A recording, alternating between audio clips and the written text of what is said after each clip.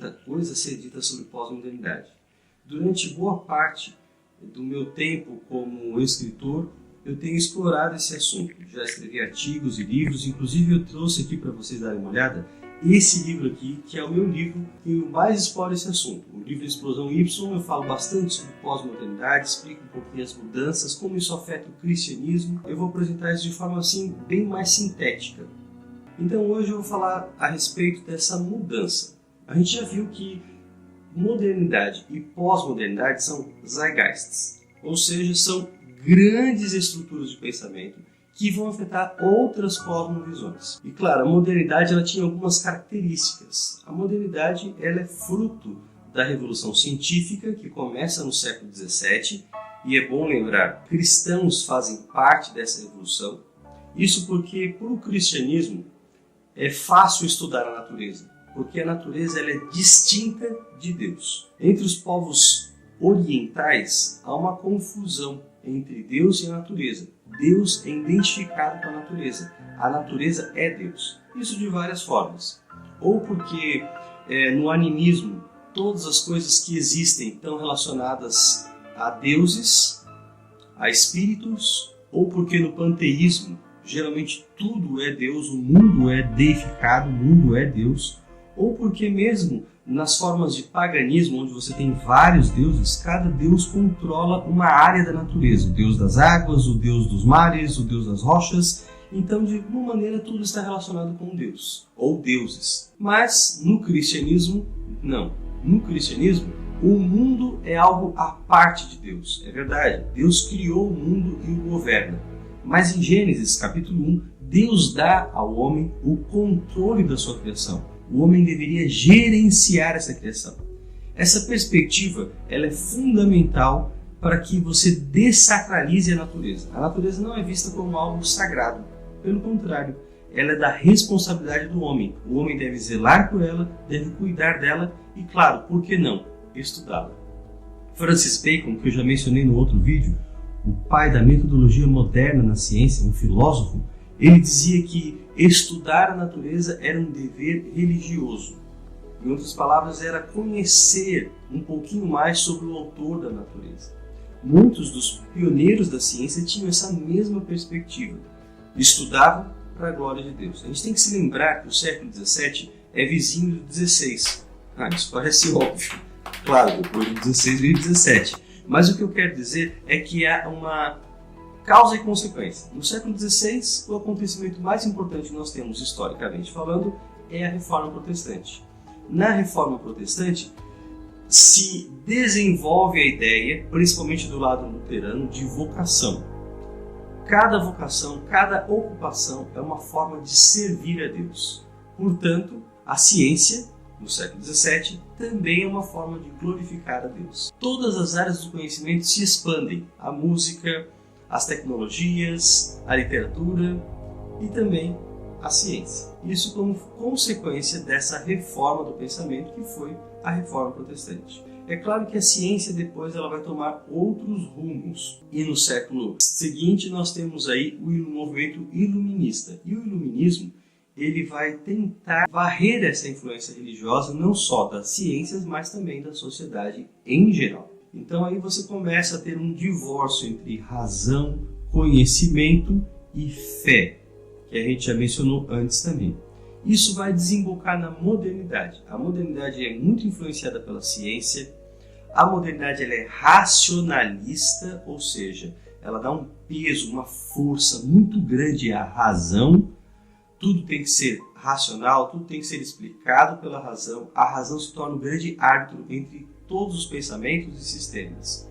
A modernidade também tem um senso de ordem muito bem estabelecido. Ela quer organizar as coisas, ela quer interpretar o mundo, ela quer chegar às grandes respostas para a vida, para o homem e para o sentido de tudo. O projeto da modernidade é um projeto principalmente que quer chegar à verdade. A ideia de uma verdade absoluta, uma verdade que você possa alcançar racionalmente por meio de estudos científicos é muito forte na modernidade.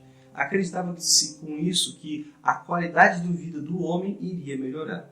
O homem iria viver mais feliz, o homem iria vencer os seus preconceitos, iria vencer também mitos, iria conseguir viver de forma mais ordenada, livre de doenças e em paz. É verdade que muitos fatores fizeram com que esse projeto da modernidade naufragasse. Um desses fatores foram as grandes guerras, principalmente porque ali o que se via era a ciência do homem, o conhecimento sendo usado para a destruição, para matar. Isso fez com que houvesse muitos questionamentos a respeito da ciência. Fato é que com essa queda surge então a pós-modernidade. A pós-modernidade a gente começa a ter um precursor desse sistema através da filosofia de Nietzsche. Nietzsche questiona essa ideia de verdade absoluta, ele questiona a própria verdade, ele diz que a verdade é uma construção social, é algo que as pessoas criaram para viver bem em sociedade, mas que a verdade não existe. Nietzsche também fala contra o cristianismo, e é curioso isso, porque Nietzsche ele era filho de um pastor luterano, e Nietzsche diz de uma forma muito dramática que Deus está morto. Isso é muito mais uma constatação do que uma declaração, uma afirmação. O que eu quero dizer com isso? Não é que Nietzsche estava dizendo, olha, Deus está morto, a partir de agora estou matando Deus. Não, em primeiro lugar, para Nietzsche, Deus não é uma pessoa real. É um conceito, uma criação. Então, se ele não é uma pessoa real, ele nunca esteve vivo. Ele só estava vivo na imaginação das pessoas. E ao constatar que Deus está morto, ele está dizendo, olha, as coisas estão mudando. Não dá mais para acreditar em Deus. Não dá mais para sustentar esse conceito. Esse é o germe da pós-modernidade. Claro que outros pensadores como Foucault, Sartre, Derrida, entre outros, eles vão dar uma contribuição para essa virada no pensamento. E a ordem das coisas é mais ou menos essa. Aquilo que sai da filosofia vai para a alta cultura, da alta cultura vai para a cultura popular e aí chega no nível das pessoas comuns.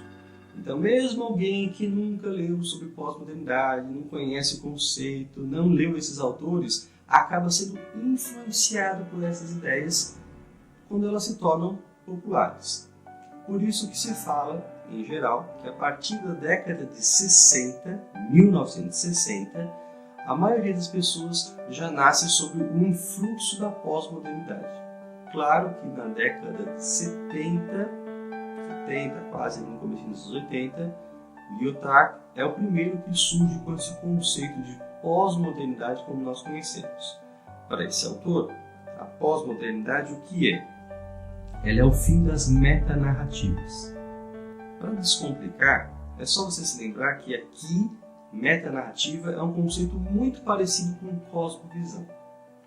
Para Lyotard, então, na pós-modernidade nós não temos mais cosmovisões, não temos mais narrativas para tentar chegar à verdade. Tudo isso está abandonado porque não há mais verdade. A verdade acabou. Não pode-se buscar mais a verdade, porque o que existe é a perspectiva de cada um. E aí você estabelece o relativismo. Então a pós-modernidade ela não é mais marcada pela busca em torno da verdade. Ela é marcada pelo relativismo. Cada um tem a sua verdade. Ao invés do individualismo da modernidade, na pós-modernidade, nós temos agora a busca comunitária. Então, o que a minha comunidade, o meu grupo aceita, eu aceito. Existem outros grupos que aceitam outras verdades, outras crenças, isso é com eles. Então, a pós-modernidade, ela dilui as crenças. As crenças, elas perdem o seu poder universal. Tudo isso parece meio abstrato, mas é importante a gente entender esse período para perceber que agora o que se fala na pós-modernidade é diferente, o discurso mudou e isso, claro, vai afetar a ciência e isso vai afetar também a religião. Eu vou deixar aqui no link vários vídeos onde eu já falei sobre pós-modernidade em outros momentos, em outros contextos. Esses vídeos acredito que vão ajudar a perceber as características da pós-modernidade e também a entender melhor esse período do pensamento humano.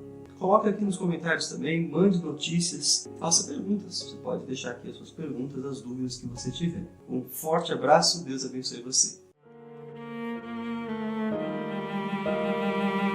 I cannot tell how silently with His peace, He graced this place of tears, nor how His heart